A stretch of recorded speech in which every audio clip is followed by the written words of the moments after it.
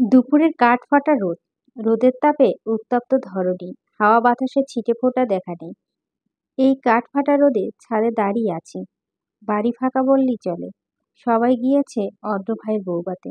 বউভাতে আয়োজন করা হয়েছে কনভেনশন হলে। বাড়িতে রয়ে গিয়েছে আম্মু, আমি আর দাদুমণি। সকালে উঠে হাতের দিকে তাকাতেই অবাক হয়েছিলাম। হাতে ক্রিম এলো কিভাবে? পরক্ষণে মনে পড়ল, রাতে আমার ঘরে কেউ এসেছিল। কে হবে সে? খাবার খেতে নিচে ডাকা হলো। যেতেই আদ্র ভাই হাত ধরে জিজ্ঞেস করলো, হাত ঠিক আছে? জ্বালা কমেছে? আমি মাথা নেড়ে সায় জানালাম। আদ্র ভাই আমার হাতে বিষয় জানলো কিভাবে? আদ্র ভাইয়ের কথা শুনে সবাই প্রশ্ন করা শুরু করলো। আমি ভীতু চোখ ইভান ভাইয়ের দিকে তাকিয়ে আছি। কি বলবো বুঝতে পারছি না। মিনমিন স্বরে বললাম, গরম কফি খেতে গিয়ে হাতে পড়ে গেছে। আদ্র ভাই কেমন সন্দেহ চোখে তাকিয়ে আছে। তিনি কি আমার কথা বিশ্বাস করেন? বড় আম্মু বলল, আমাদের বললি না কেন? দেখ হাতটা কি অবস্থা হয়েছে। আসলে তোমরা সবাই তখন ব্যস্ত ছিলে, তাই ডাকিনি। যা হয়েছে হয়েছে। এরপর কিছু হলে সাথে সাথে আমাদের ডাকবি। এখন খেতে বস।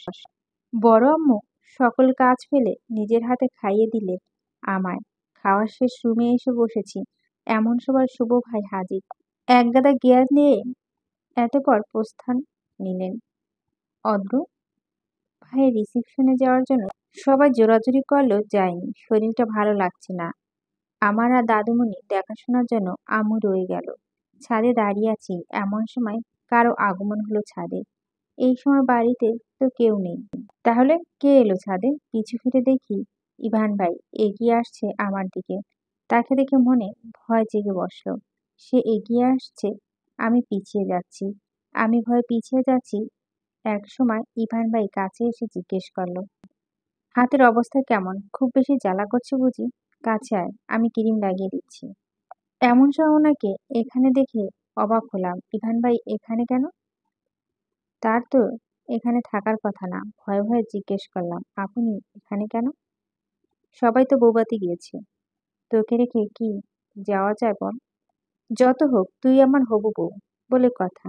তার চেয়ে বড় কথা, ছোট মানুষ ভয় পাবি, তাই ভাবলাম রয়ে যায়। ইভান ভাইয়ের কথা শুনে কিছুই বুঝতে পারছি না। তিনি যে আমার সাথে এত ভালোভাবে কথা বলবে সেটা আমার ভাবনায় আসেনি। আমি ভাবনার শহরে বিচরণ করছি, এমন সময় ইভান ভাই কাছে এসে বাম হাত মুচড়ে ধরে বলল, কালকের ঘটনা যদি কাউকে বলিস তাহলে আমার চেয়ে খারাপ কেউ হবে না, বলে হাত ছেড়ে দিয়ে চলে গেলেন। আমি তাকিয়ে আছি তার যাওয়ার দিকে। মানুষটা এতটা পাষাণ কেন? কাল যে হাতে গরম করে ফেললো, আজ আবার সেই হাতে আঘাত দিলে। চোখ দিয়ে অশ্রু ঝরে পড়ছে অবিরাম। আকাশের দিকে তাকিয়ে বললাম, আমি আপনাকে কখনো ক্ষমা করব না ইভান ভাই, কখনো না। আরো কিছুক্ষণ সময় ছাদে থেকে নিজেকে শান্ত ঠিকঠাক করে নিলাম। রুমে যাব তার আগে ইভান ভাইয়ের রুম। সেখানে কারো কথোপকথন শুনে থমকে গেলাম। আদ্র ভাই ইভান ভাইয়ের কলার ধরে আছে। তার চোখে মুখে রক্তিম বর্ণ ধারণ করেছে। হাস্যোজ্জ্বল মানুষটাকে এর আগে এতটা রাখতে দেখিনি। করুণিত কণ্ঠে বললেন, এরপর ওর গায়ে যদি একটা আঁচড় পড়ে, আমি ভুলে যাব তুই আমার ভাই কিংবা বন্ধু। তোকে আমি ছাড়বো না ইভান। এমন ঘটনা অবাক হলাম। আদ্র ভাই ইভান ভাইয়ের 4 মাসের বড়। তবে তাদের মাঝে সবসময় বন্ধুত্বপূর্ণ সম্পর্ক ছিল। কখনো একে অপরের সাথে গলা তুলে কথা বলেনি। হঠাৎ এমন কি করে হলো যে দুজন এরকম করছে? কিছু মাথায় ঢুকছে না। ইভান নামক মানুষটাকে নিয়ে আর ভাবতে চাই না, তাই সেখান থেকে চলে এলাম। বিকেলে সব কাজিনরা মিলে আড্ডা দিচ্ছি। আমাকে অনেকবার ডাকা হলো, আসবো না আসবো না। অবশেষে ইভা জোরাজুরিতে আসতে হলো। ড্রয়িং রুমে আসতেই সবার আগে চোখ পড়ল ইভান নামক মানুষটার ওপর। তাকে দেখলেই তিক্ত অনুভূতি জেগে ওঠে, তাই দ্রুত চোখ সরিয়ে নিলাম। ইভা খোঁচা দিয়ে বলল, কি ভাইয়ার সাথে ঝগড়া হয়েছে নাকি? বিয়ে হতে পারলো না, এখনই ঝগড়া শুরু করে দিয়েছিস?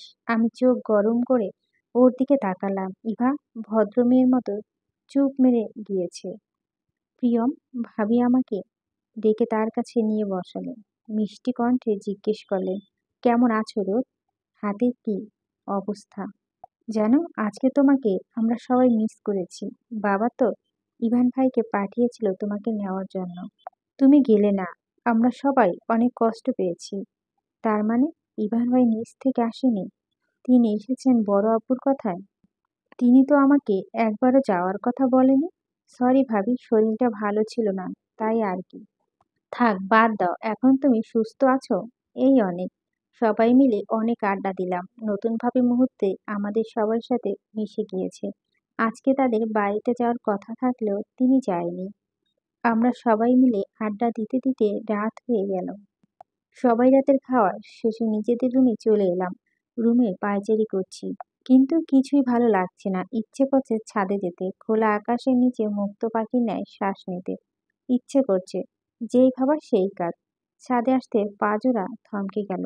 নিজের কানকে বিশ্বাস করতে পারছি না। ইভান ভাই ফোনে কাউকে বলছে, আই লাভ ইউ। আমি খুব শীঘ্রই ফিরে আসছি তোমার কাছে। চিন্তা করো না ইভান, তোমার ছাড়া আর কারো হবে না। ইভান শুধুই এবং শুধুই তোমার। ইভান ভাই ফোন কেটে পিছু ঘুরতে চমকে উঠলেন আমায় দেখে। তিনি এই সময় আমাকে এখানে আশা করেনি, সেটা তার মুখ দেখে বোঝা যাচ্ছে।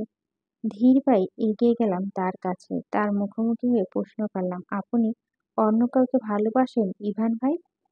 তার কোনো উত্তর নেই, নিরুত্তর তিনি। আমার মাঝে ঝড় বইছে। আর একটু কাছে এগিয়ে চিল্লিয়ে বললাম, কি হলো? আমার কথা জবাব দিচ্ছেন না কেন? আপনি অন্য কাউকে ভালোবাসেন? এবার ইভান ভাই মুখ খুললেন। হ্যাঁ, আমি অন্য কাউকে ভালোবাসি। পায়ের নিচে মাটি সরে গেল। এতদিন ভেবেছিলাম হয়তো ইভান ভাই আমাকে পছন্দ করে না, তাই আমার সাথে এমন আচরণ করছে। কিন্তু তার কারণ তাহলে এই ছিল? ইভান ভাইয়ের শার্ট আর কলার ধরে বললাম, কেন ইভান ভাই, কেন? আপনি কেন আমায় ভালোবাসলেন না? আমি কি দেখতে খারাপ, নাকি আমার আপনার পছন্দ না? আপনি কেন এমন করলেন ইভান ভাই, কেন? চোখ দিয়ে অজরে অশ্রু ঝরছে।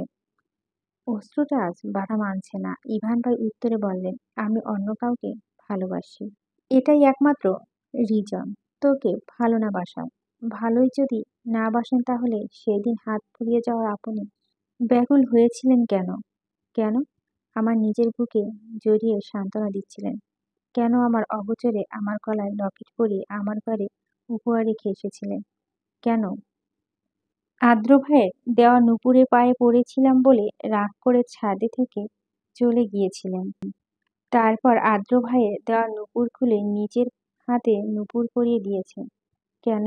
যদি ভালোই না বেসেন তাহলে কেন আমার কপালে ভালোবাসার স্পর্শ দিয়েছেন? আমি আমার ছেলে ফ্রেন্ড এর গা ঘেঁষে ছবি তুলেছি বলে আপনি এত রিয়াক্ট কেন করেছিলেন? এত শাসনই বা কেন? ইভান ভাই কেন? আমি জবাব দিতে বাধ্য নই। আপনাকে এই জবাব দিতে হবে। আমাকে কি আপনার পুতুল মনে হয়? খেলতে ইচ্ছে হলে খেলবেন, না ইচ্ছে হলে ছুঁড়ে ফেলে দিবেন। তো প্রতি একটা মায়া কাজ করছিল। স্বপরিবর্তিত অনুভব করলাম এটা শুধুই মোহ। আমি ভালোবাসি ইরাকে। আমি ছল ছল নয়নে তাকিয়ে আছি ইভান ভাইয়ের দিকে। শুধু কি মায়া আর মোহ? ইভান ভাই সম্পূর্ণ নিরুত্তর। তার মুখে কোনো কথা নেই। নীরবে কেটে গেল কিছু প্রহর। কারো মুখে কোনো কথা নেই। ইভান ভাই নিশ্চুপে ছাদ ত্যাগ করলেন। এক মনে আকাশের দিকে তাকিয়ে আছি। চোখ থেকে অশ্রু গড়িয়ে পড়ছে অবিরাম। কিছুক্ষণ পর পাশে এসে কেউ দাঁড়ালো। তাকিয়ে দেখি আদ্র ভাই। আদ্র ভাই, আমরা কেন ভুল মানুষের প্রেমে পড়ি? আদ্র ভাই আমার মুখ পানে তাকিয়ে আছে। দীর্ঘশ্বাস ফেলে বললেন, আমরা কষ্ট পাওয়ার জন্য ভুল মানুষের প্রেমে পড়ি। তবে কি সারা জীবন আমাদের এত কষ্ট বয়ে বেড়াতে হবে? উফ না, এটা সাময়িক কষ্ট। এক সময় আমাদের জীবন সঠিক মানুষের আগমন ঘটবে, যে কিনা অতীতের সকল দুঃখ মুছে দিয়ে নিয়ে আসবে সুখের জোয়ার। সত্যি কি তাই? হ্যাঁ। এরপর দুজনেই চুপ। আদ্র ভাই আমাকে তার দিকে ঘুরিয়ে দুহাত চোখে মুছে দিয়ে বললে, রৌদ্রময়ী, চোখে অশ্রু মানায় না, মানায় তেজ। যেই তেজে ভস্ম হয়ে যাবে অপর পক্ষ। স্নিগ্ধ সকালে স্বল্প মেঘের আনাগোনা, পরিবেশে উষ্ণতা ছড়িয়ে দিচ্ছে সূর্যের কিরণ। তাড়াহুড়া করে তৈরি হচ্ছি, শরীরটা ভালো লাগছে না, তবুও কলেজে যেতে হবে। সামনে এক্সাম, ইম্পর্টেন্ট ক্লাস আছে। তৈরি হয়ে নিচে নামতেই সবাই অবাক নয়নে তাকিয়ে আছে। বড় আম্মু এগিয়ে এসে জিজ্ঞেস করলো, কলেজের ড্রেস পরে নেমেছিস কেন? কলেজে যাবি? হ্যাঁ, বড় আম্মু, কলেজে ইম্পর্ট্যান্ট ক্লাস আছে। কাল বাদে পরশু তোর আর ইভানের আকদ। এখন না গেলে হয় না। পরের সপ্তাহ থেকে পরীক্ষা। গতকাল নিহা ফোন করে বলেছে আজকে ক্লাসে স্যার নোট দিবে, তাই যেতেই হবে। বড় আম্মু আর কিছু বললেন না। টেবিলে বসে ভুরু কুঁচকে ফেললাম। ইভা কোথায়? মেয়েটাকে বললাম আজকে কলেজে যাব। এখন তার খবর নেই। বড় আম্মু, ইভা কোথায়? সকাল থেকে দেখিনি। গিয়ে দেখ ঘুমাচ্ছে বোধহয়। টেবিল থেকে উঠে দাঁড়ালাম। আজ ওর ঘুম আমি জমের মতো বের করব। ইভার রুমে ঢুকেই নজর পড়ল মেম সাহেব পড়ে পড়ে ঘুমাচ্ছে। ওর কানের সামনে গিয়ে ভো করে উঠলাম। ইভা পিট পিট করে চোখ খুলে বলল, মাথা ব্যথা করছে। বুনু, জ্বালাস না। কখন থেকে মাথা ব্যথা করছে? মুভ লাগিয়েছিস? ওষুধ খেয়েছিস? মুভ লাগিয়েছি, তবু মাথা ব্যথা কমছে না। মনটা খারাপ হয়ে গেল। মুখ বেজার করে বললাম, তার মানে আজকে আমাকে একাই যেতে হবে? শালা স্যারের আজকে ইম্পর্টেন্ট ক্লাস রাখতে হলো। মন খারাপ করিস না। মাথা ব্যথা কমলে আমিও যেতাম, কিন্তু মরার মাথা ব্যথা কমার নামই নিচ্ছে না। ইভা গায়ে চাদর তুলে দিয়ে বললাম, তুই রেস্ট নে, আমি কলেজে গেলাম। তপ্ত রোদে তেজে শরীর জ্বলে যাচ্ছে। মনে হচ্ছে সূর্য মামা আজ মামির সাথে ঝগড়া করে এসেছে। এমন শরীর ভালো নেই। তার উপর গাড়ির জন্য দাঁড়িয়ে থাকতে থাকতে অবস্থা খারাপ। বাসার সবাই কি ভুলে গেছে আমার কথা? আর কিছু না ভেবে রিকশার জন্য রাস্তায় দাঁড়িয়ে আছি। তীব্র গরমে মাথাটা কেমন ঘুরছে। মনে হচ্ছে এই বুঝি ফিট খাবো। মাথা ঘুরে পড়ে যেতে নিবে এমন সময় একজোড়া হাত আমায় ধরে নিল। সোজা করে দাঁড় করিয়ে জিজ্ঞেস করো, রোদ, তুমি এখানে? কি হয়েছে? শরীর খারাপ? বাড়ি থেকে নিতে আসেনি? কোনো মতে সোজা হয়ে দাঁড়িয়ে বললাম, কলেজ ছুটি হয়েছে অনেকক্ষণ। বাড়ির গাড়ি এখনো আসেনি, তাই রিকশার জন্য দাঁড়িয়েছিলাম। শরীর ভালো লাগছে না, মাথা ঘোরাচ্ছে। আরিফ ভাই একটা রিকশা থামিয়ে উঠতে বলল। উঠে বসতে আরিফ ভাইয়া বলল, ওদিকে সরে বসো। কেন? বোকা মেয়ে, এই অসুস্থ শরীরে তুমি বাড়ি যাবে কিভাবে? রাস্তায় যদি বেশি অসুস্থ হয়ে যাও? তাই আমি তোমায় বাড়ি দিয়ে আসবো। কথা না বাড়িয়ে সরে বসলাম।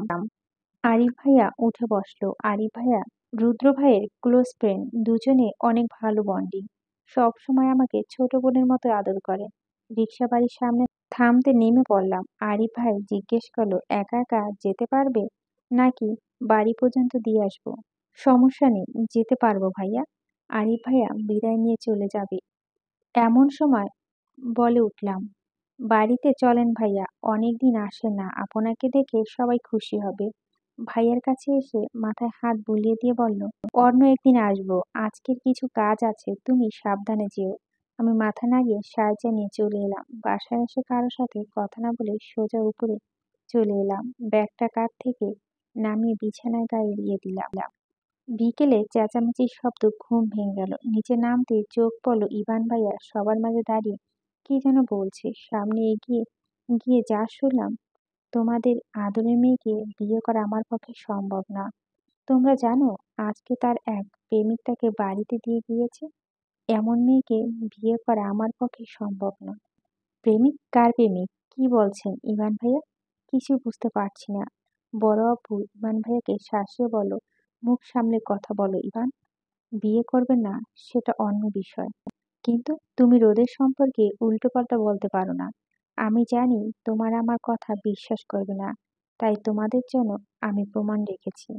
ইভান ভাই ফোনে একটা ছবি বের করে সবাইকে দেখালেন। সবাই আমার দিকে তাকিয়ে আছে। কাছে গিয়ে দেখো, আরিফ ভাইয়া যখন আমার মাথায় হাত রেখেছিল সেই সময় একটা ছবি। আমি হতভম্ব হয়ে গেলাম। রুদ্র ভাই এগিয়ে এসে ছবিটা দেখে বলল, দেখ ইভান, আমার বোনের নামে একদম আজে বাজে কথা বলবি না। আর এটা তো আমার বন্ধু আরিফ, ও রোদকে বোনের মতো ভালোবাসে। আমি বাজে কথা বলছি? দুজনে একসাথে এক রিকশায় এসেছে, বাড়ি অব্দি পৌঁছে দিয়ে গেছে। ওদের মধ্যে যদি কিছু না থাকতো তাহলে বাড়িতে এলো না কেন? আদ্র ভাই বললেন, অনেক বাজে কথা বলছিস ইভান, আর না। আমরা জানি রোদ কেমন। তোর কাছে থেকে অন্তত ওর বিষয়ে আমাদের জানতে হবে না। তাও আমি প্রমাণ করে দিতে চাই যে রোদ নির্দোষ। আদ্র ভাই রুদ্র ভাইকে বলেন, রুদ্র, তোর বন্ধুকে ফোন কর, ওর মুখ থেকে সবাই সবটা শুনুক। আমি চাই না কেউ রোদকে অবিশ্বাস করুক, ওর চরিত্র কোনো দাগ লাগুক। রুদ্র ভাই ফোন করলেন আর ভাইয়াকে। ওপাশ থেকে রিসিভ হতে রুদ্র ভাইয়া জিজ্ঞেস করলেন, আরে তুই আজকে রোদকে বাড়িতে দিয়ে গেছিস? হ্যাঁ, বেচারি কলেজের সামনে অনেকক্ষণ দাঁড়িয়ে ছিল, তার উপর ওর শরীর খারাপ লাগছিল। আমি সেই পথ দিয়ে যাচ্ছিলাম, ও মাথা ঘুরে পড়ে যেতে নিয়েছিল, আমি ধরে ফেলেছিলাম বলে ব্যথা পাইনি। ভাবলাম মেয়েটা এমনিতেই অসুস্থ, ওকে একা ছাড়া ঠিক হবে না, তাই বাড়ি অবধি দিয়ে এসেছিলাম। ও আচ্ছা, তা বাড়িতে এলি না কেন? রোদ বাড়িতে যেতে বলেছিল, কিন্তু আমার কাজ থাকায় চলে আসতে হয়েছে। বাড়িতে যায়নি বলে রাগ করিস না দোস্ত, পরে একদিন বাড়িতে এসে আড্ডা দেব। তোকে অনেক অনেক ধন্যবাদ ভাই, আমার বোনটাকে দায়িত্ব নিয়ে বাড়িতে দিয়ে যাওয়ার জন্য। থাপ্পড় চিনিস বেটা? ধন্যবাদ কিরে, তোর বোন আমার বোন না? আমি আমার বোনকে বাড়িতে দিয়ে এসেছি, তুই কে? তোকে চিনি না। তোর চিনি না লাগবে না, পরে কথা বলছি, এখন রাখছি। রুদ্র ভাইয়া ফোন কেটে দিয়ে বলল, দেখলি আমি বলছিলাম না আরিফ রোদকে বোনের মতো ভালোবাসে। বড় আব্বু ঠাস করে ইভান ভাইয়ের গালে থাপ্পড় বসিয়ে দিল। সবাই অবাক হয়ে তাকিয়ে আছে। বড় আব্বুকে এ পর্যন্ত কারো গায়ে কখনো হাত তুলতে দেখিনি। বজ্রকণ্ঠে বলেন, তুমি কি রোদকে বিয়ে করবে না? এই ঘটনার পর আমি নিজেও তোমার সাথে রোদের বিয়ে দেব না। তুমি রোদের নখেরও যোগ্য না। আমার নিজের কাছে নিজের লজ্জা লাগছে। আমি তোমার মতো ছেলের পিতা, আমি তোমার সঠিক শিক্ষা দিতে পারিনি। আজকে তুমি যা করলে তার জন্য তোমাকে পস্তাতে হবে। তুমি যে খাঁটি সোনা হারিয়েছো সেটা একদিন তুমি বুঝবে। আমি তোমায় আমার চোখের সামনে দেখতে চাই না। এই মুহূর্তে তুমি আমার বাড়ি ছেড়ে চলে যাও। ইভান ভাই বড় আম্মুর দিকে তাকালেন, তবে বড় আম্মু নিরুত্তর। বড় আব্বু আমার কাছে এসে মাথায় হাত রেখে বললেন, তোমার বড় আব্বুকে ক্ষমা করে দিও। আমি কি বলবো কিছুই বুঝতে পারছি না। একটা সাধারণ বিষয় নিয়ে যে এত কিছু ঘটে যাবে সেটা আমার ভাবনার বাইরে ছিল। বড়বাবু নিজের রুমে চলে গেলেন, তার পিছু পিছু বড় আম্মু গেলেন। সবাই যার যার কাজে চলে যাচ্ছে। রুদ্র ভাই যাওয়ার আগে বলেন, রোদ, রুমে যা। ব্যালকনিতে দাঁড়িয়ে আছি, চোখ দিয়ে অঝরে পানি পড়ছে। মানুষটা আমাকে ভালো না বাসুক, কিন্তু সে আমার নামে এতটা বাজে কথা বলতে পারলো। ইভান ভাই মানুষটা একটু ভালো না, আমি তাকে কখনো ক্ষমা করবো না, কখনো না। হঠাৎ কেউ পিছনে এসে দাঁড়ালো। কার উপস্থিত টের পেয়ে পিছু ফিরে দেখি ইভান নামক নিকৃষ্ট মানুষটাকে। তাকে দেখে দু কদম দূরে সরে এলাম, চিল্লিয়ে বললাম, আপনি এখানে কি করছেন? এখান থেকে যান, আপনি আমার চোখের সামনে থেকে যান। আমি আপনাকে সহ্য করতে পারছি না। এমনিও আমি এখানে থাকতে আসিনি, আমি চলে যাব আমার ভালোবাসার মানুষের কাছে। হয়তো খুবই শীঘ্রই বিয়ে দাওয়াত পাবো। আমি অবাক চোখে তাকিয়ে আছি। এত কিছু করেও তার মাঝে বিন্দুমাত্র অনুতপ্ততা নেই। অশ্রুসিক্ত নয়নে তার পানে চেয়ে বললাম, আমার ভালো নাই বাসলেন, কিন্তু আমার চরিত্র নিয়ে খারাপ কথা কেন বললেন? আমি আপনার কি ক্ষতি করেছি? আপনি কেন আমার সাথে এমন করলেন ইভান ভাইয়া? ইভান ভাইয়া নিরুত্তর। তার মুখে কোনো কথা নেই। চোখে পানি মুছে তার দিকে তাকিয়ে বললাম, আপনি যেভাবে আমার অনুভূতি নিয়ে খেলছেন, আল্লাহ না করুক আপনার সাথে যেন এমন না হয়। আপনার সাথে এমনটা হলে আপনি বুঝবেন মন ভাঙার কষ্ট কাকে বলে।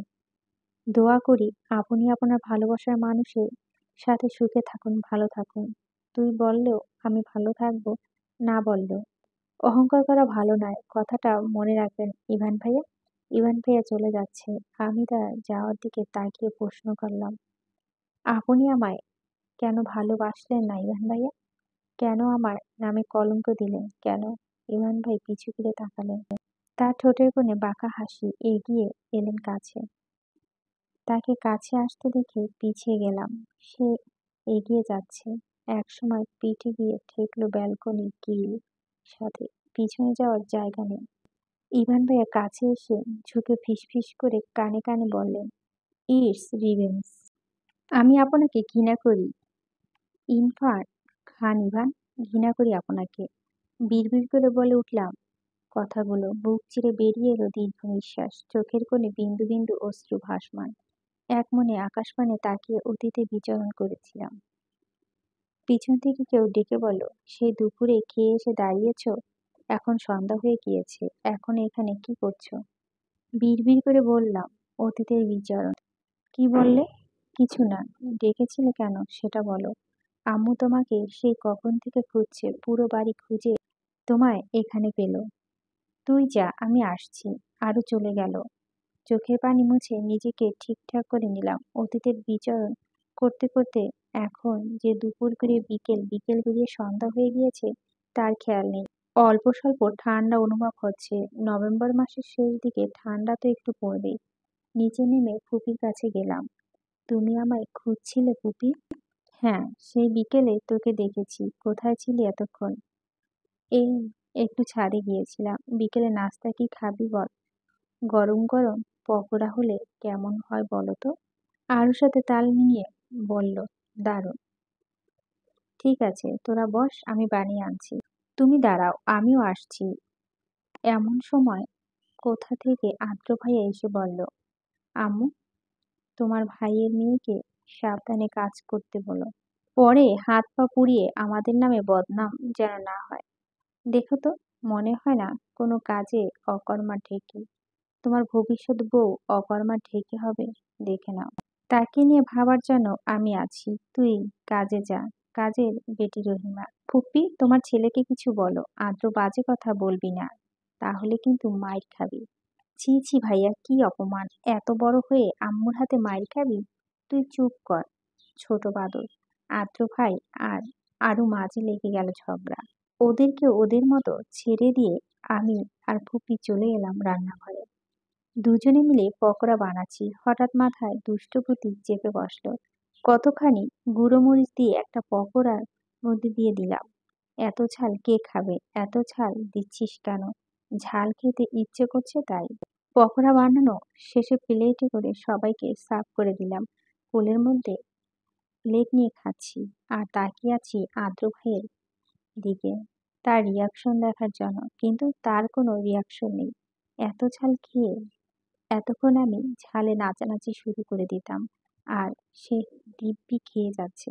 আদ্র ভাইয়ের চোখের দিকে তাকিয়ে দেখলাম চোখ আর নাক ডগা লাল হয়ে গিয়েছে।